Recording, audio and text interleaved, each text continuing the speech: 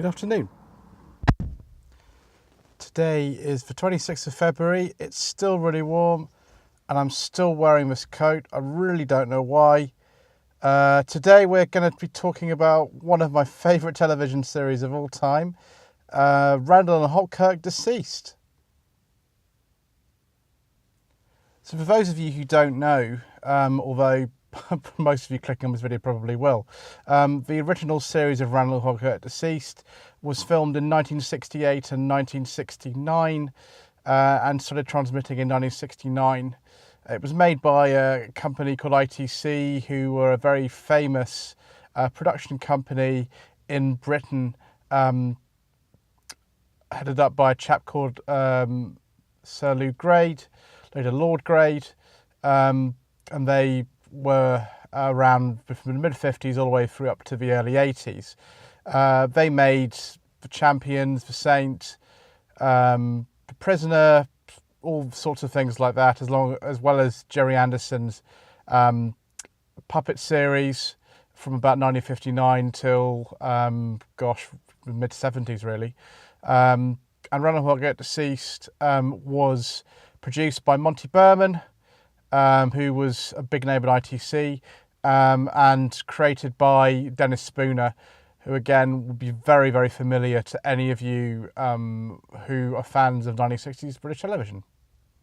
So the basic premise of Randall and Hopkirk, Deceased is that there's a firm of private detectives, Randall and Hopkirk, and Randall is played by Mike Pratt, having perennial money troubles, bit of a ladies' man, and just always a bit, short of funds to do what he wants to do. Hopkirk is a little bit more pragmatic. He's a bit more sort of a warrior, and he's married, whereas Jeff is single, and they run a detective agency in the middle of London. So in the first episode of Randall and Hopkirk, Deceased, Marty Hopkirk gets run over by a car in Maida Vale and becomes a ghost, although he chooses one particular person to communicate with, who's the only one who can see him. His wife can't see him, and no one else can. And because of this ability, he's able to go around and get up to various hijinks to help Jeff solve cases that otherwise he wouldn't be able to do. There's always a bit of tension as well, because his widow, who's played by Annette Andre, another very, very familiar face to those of you who are kind of fans of 1960s British television, because Jeff can see Marty and Marty can see her, but she can't see him. And really that's the sort of premise of it, and it's a very, very good series. It is dated like a lot of these things are, but it holds up remarkably well. The remake that was made with Reeves and Mortimer in the 2000s really isn't as good. So the cars they used in Randall and Hopkirk, Deceased were mainly two of them. There was a 1968 Vauxhall Victor 2000 SL, which was supplied directly by Vauxhall. In the other series that ITC were making at the time, there was a Vauxhall Ventura, which was a 3.3 litre version of the Victor that has a black vinyl roof. Jeff's Victor just has a normal roof. The cars are all the same colour, and that's how you could tell the two cars apart. They were both supplied by the Vauxhall press fleet. The other main car that was used as a 1964 red Mini, we think it's a Mini Deluxe. There were a couple of them probably used on the series, although one main one, there's slight variations in trim between some of them, and that's a far more suitable car for a down-at-hill detective. I don't know how Jeff, unless he's on some kind of amazing hire purchase deal, will be able to afford that brand new Victor, although it's an iconic car from there, and it's used in virtually every episode. The Mini's also used quite a lot, and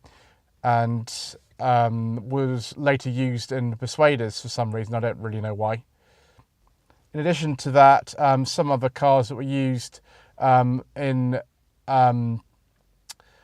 the Department S series that was being made at the same time, such as the Vauxhall Ventura, Jason King's Bentley, and Annabelle Hurst's white Lancia Fulvia turn up in Randall and Hopkirk to see on more than one occasion, because the two series share production crew and writers and all kinds of things. They're made both at Elstree Studios.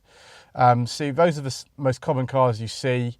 There is some sort of fast driving in some of them, although it's not a series that particularly has the highest production values.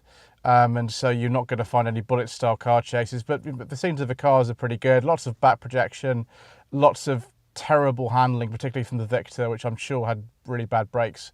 Yes, it's a useful thing to see, the sort of contemporary London cityscape in the late 60s. It's very sort of gritty in that way, and it's very good for getting a slice of life in terms of what was happening at the time. As far as I know, the Mini actually still on the road. You put registration number into the government MOT checker and it's still going, which is remarkable for something like that. The Vauxhall died, I think, in the 70s, which wasn't really surprising. Vauxhalls at the time had a terrible reputation for reliability and rust proofing, so it's not perhaps surprising that it's disappeared by now. So I really hope you found that video interesting. Tomorrow we might do one of these about Department S. Because the series are just so similar and they even have the same cars in them. So we'll look forward to that. But in the meantime, please do like this video. Please do subscribe to the channel if you want to do that. Please leave a comment. My Facebook page is facebook.com/Lloyd Vehicle Consulting. My website is www.lloydvehicleconsulting.co.uk. If you wish for me to source a car for you, it doesn't have to be anything I mentioned in this video, then that would be great. Just please get in touch with my website. Thank you very much indeed for watching.